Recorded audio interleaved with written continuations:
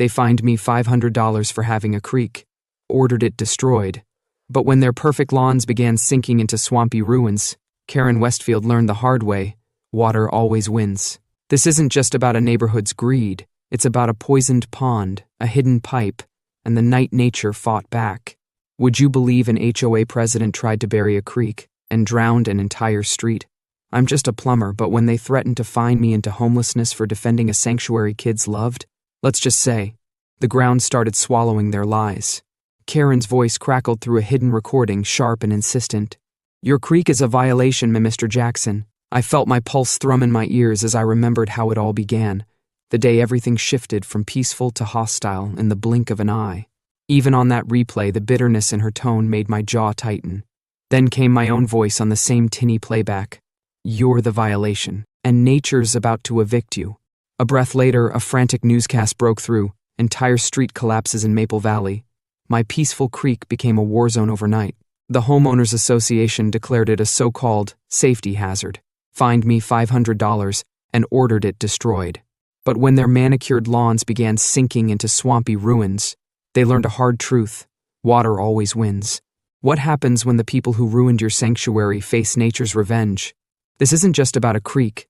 It's about a neighborhood's greed, a hidden pipe, and the night the ground started swallowing their lies. I can still hear the gentle trickle of water the first time I saw that creek years ago.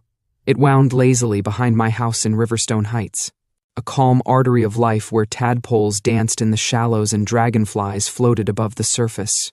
After long days at my plumbing job, fixing leaks, installing fixtures, unclogging drains, I would come home, slip off my work boots, and stroll down the gentle slope of my backyard.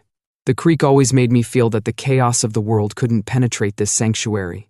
Kids from the neighborhood would occasionally wander by, and I was okay with that. Timmy and Sarah Thompson were regulars, always bounding over the stones, squealing when they saw minnows skitter away. They'd gather frogs in little plastic containers, carefully watch them, then release them.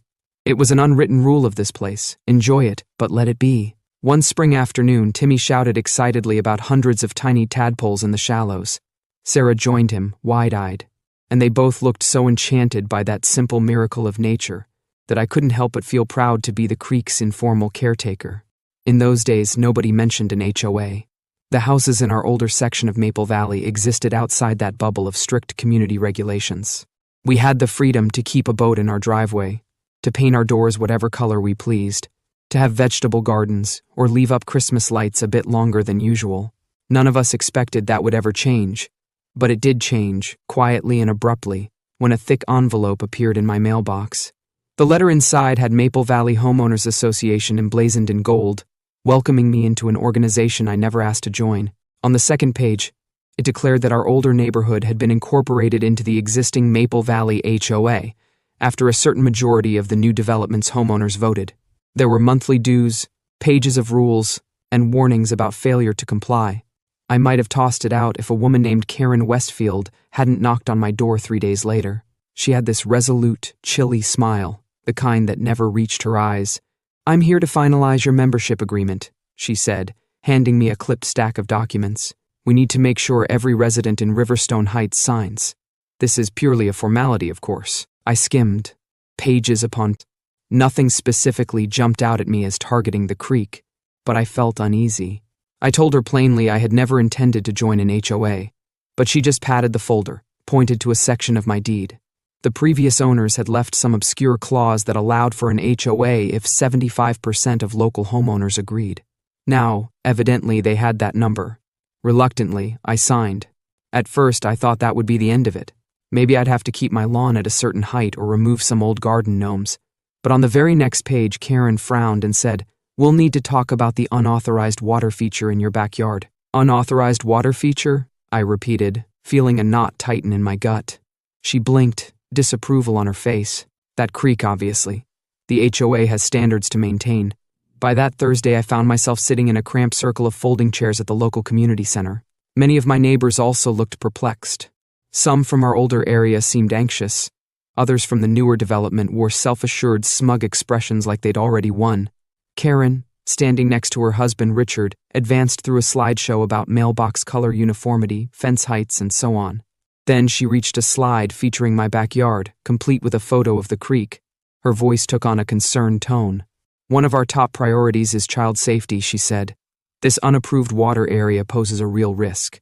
It's not fenced, it's not regulated, and children have been seen playing there unsupervised." I stood, clearing my throat. "Pardon me, but that creek has existed for decades. It's not a koi pond I dug.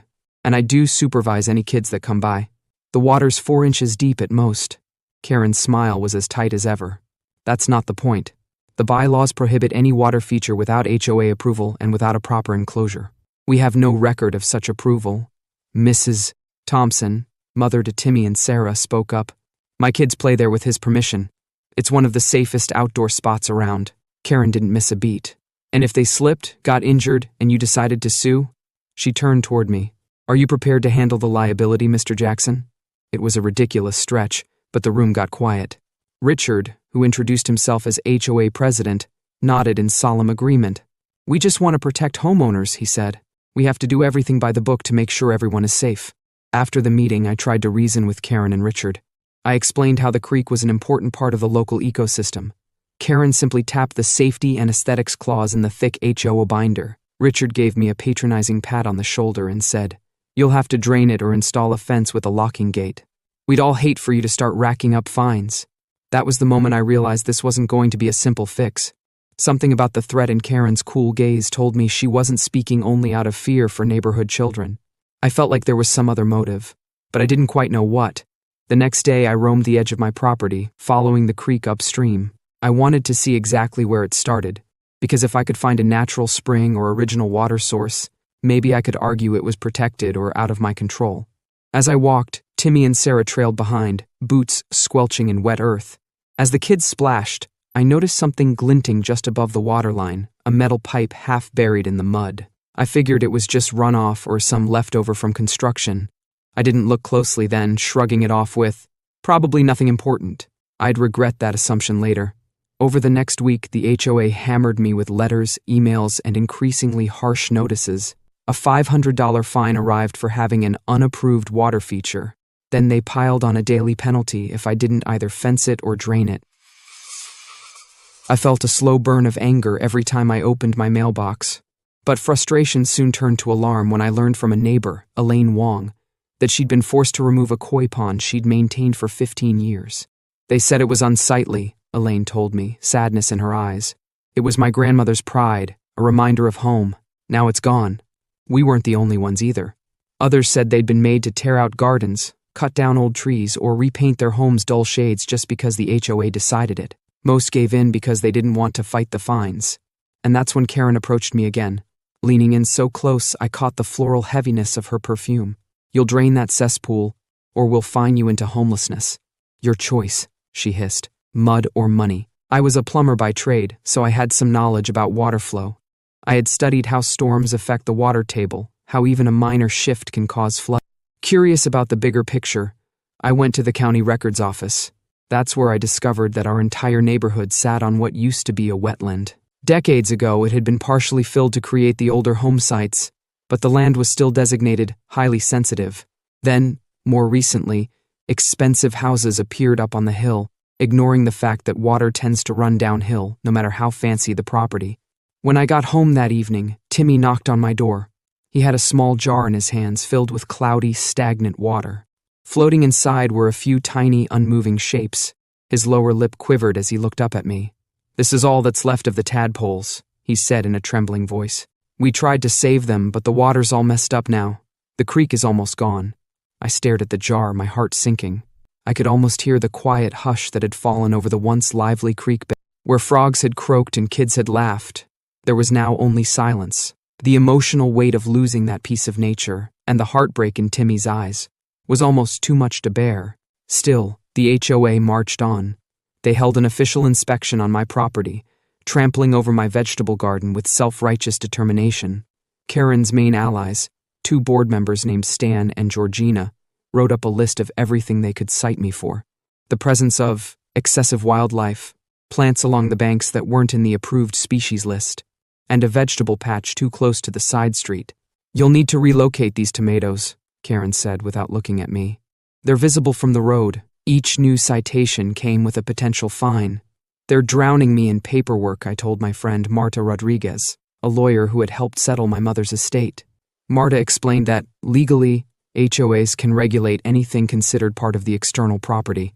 OAs can regulate anything visible, she warned. But what if the real danger was something they'd buried? I murmured in response, mind drifting to that weird half-buried pipe I'd glimpsed. I followed that trail of thought all the way back upstream. One night, I quietly trespassed onto the newer development. There, behind an expensive row of houses, was a retention pond I hadn't noticed before. At its edge, I found a bigger version of that same metal pipe. Even more disturbing, I spotted dead fish floating near a suspicious sheen on the water's surface. Then I heard the hum of a golf cart. I ducked behind some cattails as Richard emerged, looking around furtively, then dumped something into the pond from a container. After he left, I scooped up a sample. The stench nearly made me gag. A text lit up my phone right then. It was Elaine. The HOA had accelerated the timeline. I needed to drain the creek within 30 days or pay daily fines. And, of course, I didn't have the means to fight that in court for long. I realized something bigger was happening. The Westfields might have been poisoning that pond, or they were dumping chemicals they didn't want in their own drainage. If that water fed directly into my creek, it could be the reason for the sudden push to bury it. I scheduled a meeting with Dr. Martinez, an environmental science professor recommended by Elaine. She used to speak at city council meetings about protecting Maple Valley's fragile wetlands. Dr. Martinez listened patiently as I told her my story. Then she examined some old topographical maps I'd brought. She pointed to the lines indicating underground water channels. These new houses sit on a natural spring. Developers often use retention ponds or hidden pipes to direct excess water, and your creek is part of that system. She paled as she studied the newer documents. They've turned your creek into a time bomb. When it blows, their foundations won't stand a chance. Bolstered by that news, I prepared a presentation for the next HOA meeting, determined to show them they were playing with fire. But the board refused to listen. "We've already consulted experts of our own," Karen sniffed. "This is a settled issue." No one stepped forward to claim they'd actually done an environmental study. It was all smokescreens. Shortly after, under Karen's orders, workers came onto my property, dug trenches, and forcibly diverted my creek into an underground pipe system. I watched helplessly as the last trickle of water vanished, leaving the creek bed a barren, muddy scar. Timmy and Sarah tried to save some minnows, but they were too late for most. The kids put the few survivors in a small tank back at their house, tears in their eyes. The night after the creek was drained, a massive storm rolled in. Lightning brightened the sky, thunder rattled the windows. It rained so hard I wondered if all of Maple Valley might wash away. At about 2 a.m, Elaine called, "Come quick, something's happening on Maple Drive. Water's everywhere." I threw on a jacket and boots, sprinting to the newer part of the neighborhood. There, chaos reigned. Water surged up through storm drains, forming rivers in the streets. Homeowners were out in robes, shining flashlights on the rising water. The worst flooding seemed to gather right around the row of big houses near the retention pond. And there they were, Karen and Richard, each brandishing a flashlight, directing frantic neighbors to set sandbags around their property line, ignoring everyone else. Water was already lapping at their driveway, and further down the street, I saw people trying to save cars from the rising torrent. I turned to Elaine, who was breathing heavily beside me in the rain. "It's not random," I said. "Without my creek, the groundwater's got nowhere else to go." She nodded, voice barely audible over the downpour. "It's seeping under the foundations. Look over there." She pointed to a house 2 doors down from the Westfields, where muddy water was bubbling up around the front porch, the ground rippling. That's when Dr. Martinez's warning echoed in my mind. If you close it off, the water has to go somewhere. By dawn, emergency vehicles lined the street, pumping water out of basements. Some families were hauling soaked furniture to the curb. I overheard bits and pieces. "It's like a spring erupted under our house. We've never flooded before. Everything's ruined." A local news van showed up, camera rolling. A reporter hustled over to me, microphone in hand, probably recognizing me from the older part of the neighborhood that had been forced into the HOA. "Did you have any flooding at your property?" she asked. "Strangely, no," I said, swallowing back the anger building in my chest. "See, my property used to have a natural creek. The HOA demanded it be removed last week." She quickly latched onto that. "And when that creek disappeared, the water reappeared here. You think there's a connection?" Before I could answer, Karen stepped into the shot, forcibly pushing the microphone away from me. "There's no correlation. This is obviously a city infrastructure failure," she said tersely. "We have it under control." But they didn't, because that was the first day of a chain reaction. Groundwater and stormwater had begun to saturate the fill used to build these fancy homes. Retaining walls shifted. Cracks formed in basements. The next HOA meeting was pure pandemonium. Neighbors who had never attended were now yelling questions at Karen and Richard. One man demanded to know who would pay for his collapsed basement wall. Another woman held up pictures of her child's bedroom, completely waterlogged. Karen tried to dismiss each concern as unrelated to the creek's removal. That's when I stepped forward with my own evidence. I displayed old geological surveys, the drainage maps Dr. Martinez and I compiled, showing how the creek was a necessary release valve for the natural water flow.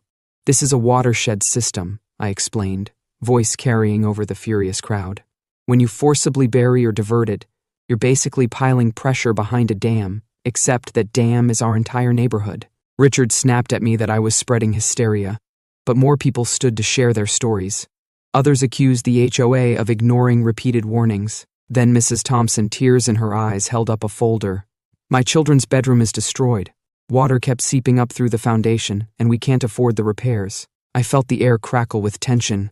I recalled that line from the suggestions about turning each scene into a question or an answer. Right now, the question everyone demanded was, why did the HOA do this? None of us had a definite answer, only suspicions about shady deals, aesthetics, and the convenience of funneling water away from their own manicured lawns. An official from the county water department came out next. He and his team took soil samples and measurements around the newly flooded. The next day, a letter arrived for each homeowner, stating the cause was unauthorized modification of a natural waterway. My address was named specifically as the place where the creek used to exist. Not long after, I heard from the police. My tires had been slashed, and a note under my windshield wiper read, "Back off or else." That threat only spurred me on. I filed a report and then contacted a local newspaper. "HOA blamed for neighborhood flooding," the headline blared. Suddenly, my phone wouldn't stop ringing. Neighbors called to vent about the fines they'd racked up, or how the HOA singled them out for petty infractions. What struck me most was the heartbreak. People had lost photo albums, heirlooms, things insurance wouldn't cover because it was classified as a flood event. Meanwhile, Karen was doubling down, telling anyone who listened that the city was at fault, that outdated sewers were to blame. But behind her veneer of confidence, I noticed cracks, just like the hairline fractures forming in the foundations of homes on Maple Drive. Before I even realized it, something bigger than the creek was happening. A group of neighbors formed a coalition, talking about removing the board entirely. "They're running this place like a dictatorship," said Michael Rodriguez, whose daughter's treasured keepsakes were ruined by floodwater. Enough is enough. One evening, Elaine sent a discreet message, "Emergency meeting at my house." Spread the word quietly. I arrived to find nearly 30 people gathered around her living room. Their expressions ranged from resigned to furious. I heard story after story. Seniors on fixed incomes forced to pay outrageous fines. Single parents threatened with liens on their homes over minor yard infractions. Then the flooding stories, collapsed ceilings, black mold creeping across walls, floors so saturated that children had nowhere safe to sleep. We devised a plan. If the HOA refused to fix the drainage, we'd do it ourselves. We shared old maps, identified the key spots where water used to flow naturally. We'd dig them open again, restore some semblance of the creek's function. It was risky. We knew the HOA would call it vandalism or unapproved landscaping, but the neighbors were desperate. That Saturday, we gathered with shovels and wheelbarrows in various spots. We called it a community gardening day, so Karen and Richard wouldn't suspect anything. Kids played lookout, and the adults dug. Sure enough, we found old, clogged channels. Some had been stuffed with construction debris or plastic sheets to reroute the water. We freed them, letting the water trickle out in a more controlled flow. Karen arrived in her black SUV, screeching to a halt at the edge of the common area. She stormed toward me, fury painting her features. "This is vandalism," she shrieked. "I'm calling the police." I calmly held out a laminated copy of the HOA bylaws, Section 12 Pre. It states, "Homeowners may perform maintenance on drainage systems to preserve property values." "This isn't maintenance, it's sabotage." She pointed a trembling finger at the newly reopened channel. muddy water swirling along the edge. Taylor Williams, whose home had been partially flooded, stepped forward. "Is it sabotage to prevent further water damage?" she asked. "Because that's what we're doing." Addressing the hazard the HOA created. Karen reeled back, trying to respond, but a small crowd formed, backing Taylor's stance. They were fed up. I noticed Richard hanging back near his SUV, watching the tide, both figurative and literal, turn against them. By late afternoon, the skies darkened with another storm.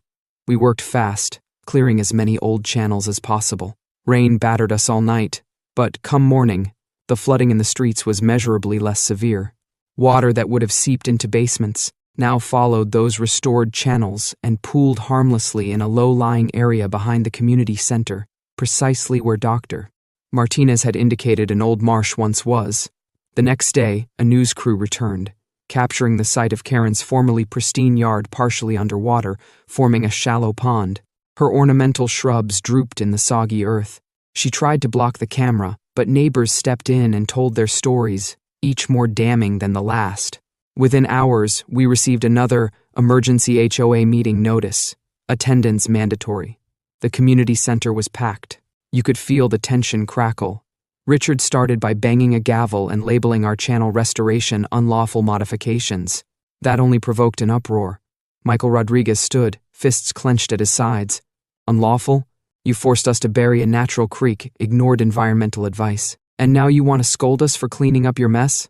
Taylor Williams held aloft a file folder. "Here's the environmental impact statement you withheld.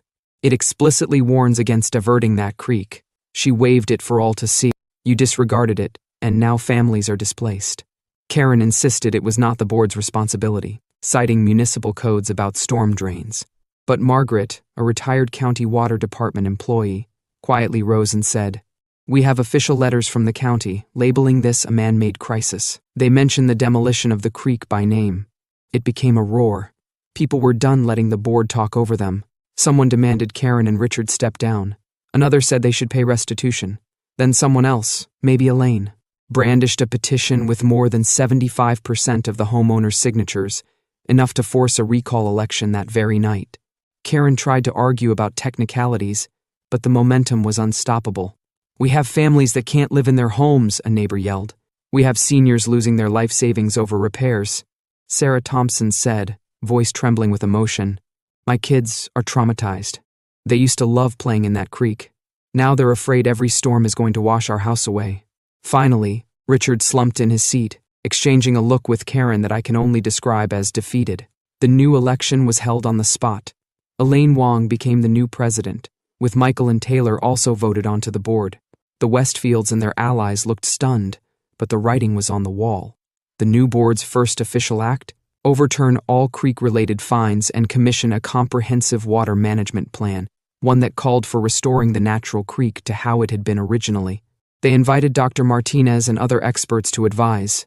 City officials got involved as well, focusing on new ways to handle the area's wetlands. It took months of hard work, but the transformation was like watching a wound heal. The land was regraded, old drainage channels were cleared, and the original creek bed on my property was reopened. Little by little trickle back, carrying with it new life, tiny fish, frogs, and the occasional herons stalking the shallows. Timmy and Sarah squealed with delight the day they spotted fresh clusters of tadpole eggs. They treated them like precious jewels.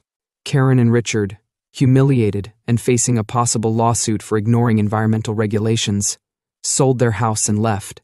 The new owners put up bird feeders and even donated funds to create a small boardwalk near the restored marsh for everyone to enjoy.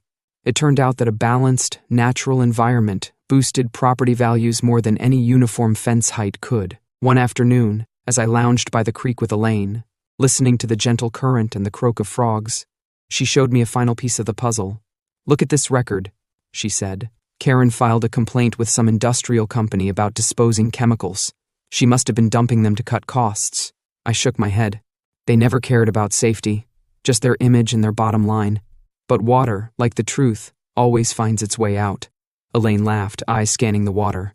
"Remember how everything started with them accusing you of endangering children? When it was them poisoning everything in secret?" A quiet hush fell between us. In that hush, I recalled Timmy's tears when he handed me that jar of murky water. I remembered Sarah's fear when water started seeping into their house, and I remembered the hush that fell over my property when the creek vanished, replaced by mechanical hums of pumps and pipes. Now the creek was back, and so was the serenity, only it came with a deeper sense of purpose, a lesson learned. Some weeks later, the settlement talks concluded. The HOA's insurance had to cover a broad range of water damage claims for families on Maple Drive, including the Thompsons, Michael Rodriguez, and others who had lost so much. The city agreed to reinforce and modernize the storm drain system, but only on the condition that the HOA left natural waterways intact. During that entire process, I testified about how the creek used to function as a safety release. Dr. Martinez also testified, though she didn't need to say much. Her demonstration with the maps spoke for itself. Water, she explained, wasn't just a nuisance. It's a living force, essential to the land. When manipulated for convenience or aesthetics, it can become destructive. On the day the final settlement was signed, I returned home to find Timmy bouncing excitedly in my driveway. "Mr. Jackson, come see."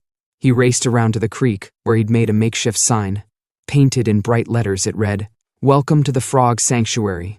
Underneath, Sarah had drawn pictures of flowers and lily pads. The kids jumped over the rocks, chasing tiny frogs. I saw jars lined up on a flat stone, some filled with water, some with tadpoles they were studying, then releasing. In that moment, I felt a deep swell of this place had survived greed, bureaucracy, and ignorance, all because we stood up for it. Even if it was just a small corner of nature, it mattered. It still matters. The next time I saw Elaine, she told me about plans to expand the boardwalk, maybe add a few educational plaques about wetlands. I told her I'd be happy to help. I'd come to see that the fight for the creek wasn't just about me preserving something I loved. It was about teaching the entire neighborhood that we can't simply bury what's inconvenient. We can't rewrite the laws of nature with a wave of a pen or a dismissive fine. She asked if I missed the old days before the HOA. I chuckled and said, "Sometimes, but at least now we have some accountability." The new board, led by Elaine, was drafting updated bylaws that reflected respect for the environment, as well as the community's best interests. No more arbitrary citations about tomato plants or mandatory fence colors, and no more illusions about the land we live on. Maple Valley might still have the name, but we understood now it was once a wetland, and in many ways, it still is. The day I felt everything truly come full circle was when Dr. Martinez visited again. She walked along the newly restored creek, took water samples, and admired the new wetlands area behind the row of houses. Timmy and Sarah trotted after her, peppering her with questions about frogs and plants. Dr. Martinez knelt by the water and pointed to a cluster of tiny flickering shapes. "Caddisfly larvae," she said. "A good sign that the water's healthy." I stood off to the side, arms folded, letting the sun warm my face. There was a kind of magical glow on the water. It was as though the land was healing not just physically, but spiritually, if that makes sense. This was nature reasserting itself, retaking its rightful shape. But I also remembered those sleepless nights, the stress, the sense of betrayal, the ruined belongings that so many of my neighbors suffered through. A part of me was still angry that Karen and Richard had walked away, probably to some other community where they'd try their same illusions. Yet, I also realized the best revenge was seeing the creek flow free, no longer under their control. A few days later, I found one final memento, a discarded sign leaning near the curb by the Westfield's old house, half splattered with mud. I recognized Karen's style. It said, "Danger, water hazard, keep children away." Next to it, someone else had placed a smaller sign of their own, neatly printed, reading, "Nature is not the enemy." It made me smile, and I decided to keep that smaller sign, propping it on a boulder by the creek for visitors to see. Throughout that summer, we held informal gatherings along the water's edge. Kids splashed in the shallows, families brought picnic lunches, and I even saw a few people from the newer development come down to enjoy the restored environment. Nobody seemed to mind that the dragonflies hovered around them, that frogs croaked in broad daylight, or that the creek wove unpredictably around smooth rocks. It was as though we finally embraced what the land wanted to be. Midway through that season, I watched an afternoon storm roll in. Dark clouds gathered overhead, and the wind picked up. I felt a flicker of fear, remembering the chaotic nights of flooding. But this time, the water had a proper outlet. It ran along the reopened channels, across the wetlands, and into the creek. No streets overflowing, no basements flooding. I murmured to myself, water wasn't just rising, it was alive. And it had a taste for revenge. That was exactly how it felt months before, when it blasted through the foundations of the people who tried to bury the creek. Now, I watched it flow harmlessly around the houses, guided by the land's natural design. The difference was a bit of respect. On another day, I was in the garage, rummaging for a wrench, when I came across my old notes, the first ones I printed about the creek's legal status and wetland designations. I remembered my frustration at trying to find a loophole or an argument that would protect me from mounting fines. All that technical jargon had done little good at first. What finally succeeded was the unstoppable force of a community united by the shared nightmare of flooding.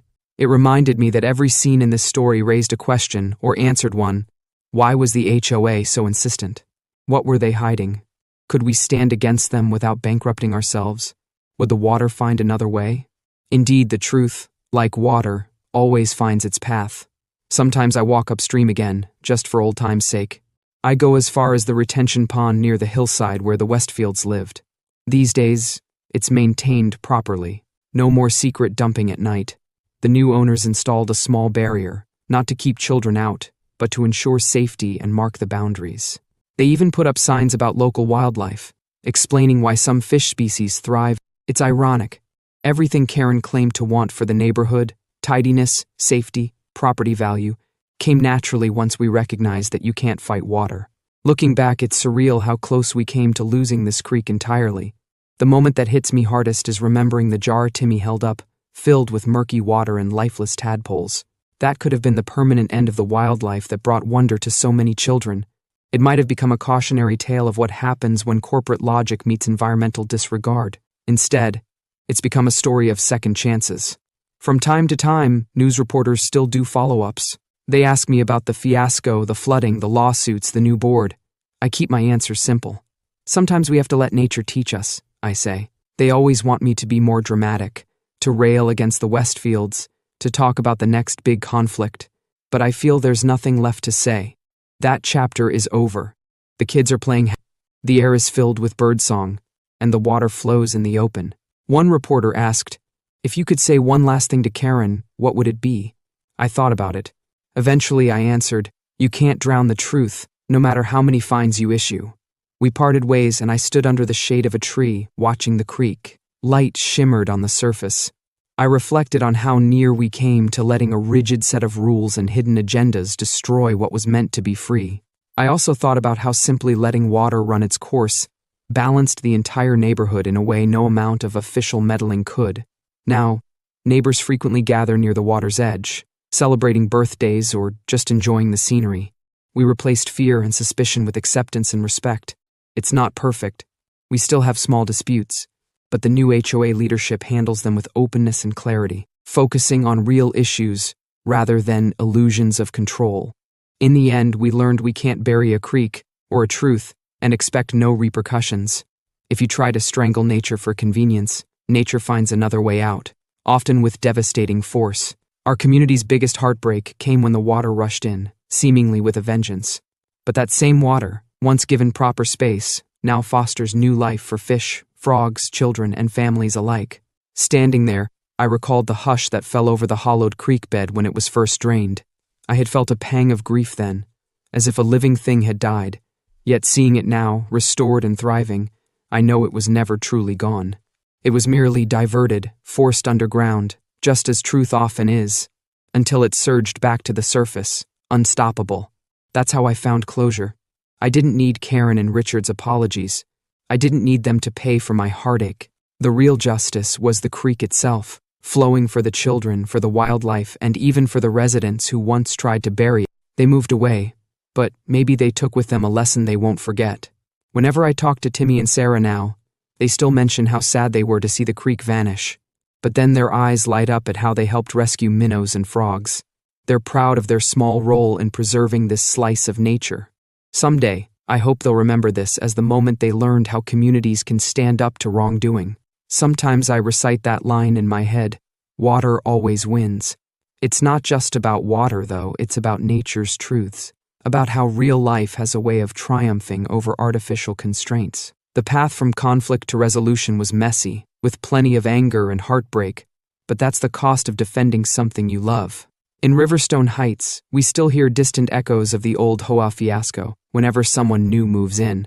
They ask, is it true there was once a creek war?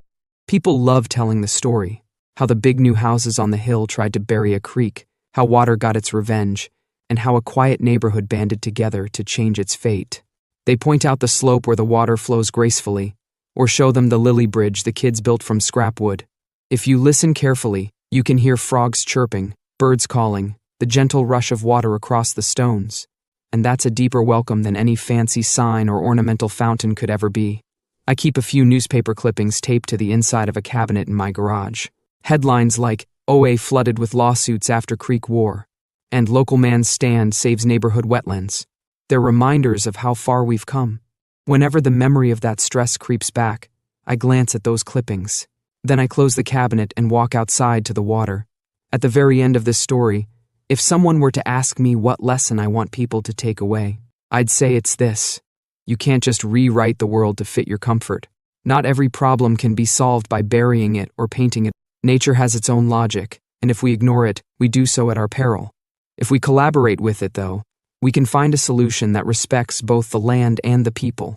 So here I sit, leaning against an old oak by my creek, a small breeze rippling the water. Timmy and Sarah are laughing downstream, holding a jar filled with new tadpoles, their eyes filled with wonder rather than tears. Elaine waves from a small gathering of neighbors, inspecting a spot for a new wooden deck that kids can fish from. Dr. Martinez stops by occasionally to monitor the water quality. Everyone's found their own place in this evolving ecosystem. All it took was a storm, and the unstoppable nature of water to wash away the lies. And now, whenever I dip my fingers into that gentle current, I can't help but smile. The creek babbles on, as though whispering a secret, that while people come and go, while fights flare up and fade, the flow of truth remains steady. Water doesn't hold grudges. It just is. I think back to them, mud or money. In the end, neither saved her from the consequences of waging war against the land. Because mud can be cleared, money can be spent, but water always finds its way. The night the ground swallowed their lies was the night the neighborhood woke up to the reality that you can't enforce bylaws against nature. And that is the real moral at the end of all this. When we fight the natural order, we're bound to lose. But when we recognize our place in it, respect it, and embrace it, we discover a harmony that no amount of rules or fines can replicate. It's a simple truth that took an entire neighborhood too long to learn, but one that will guide us, water, land, and people alike, into a more sustainable future.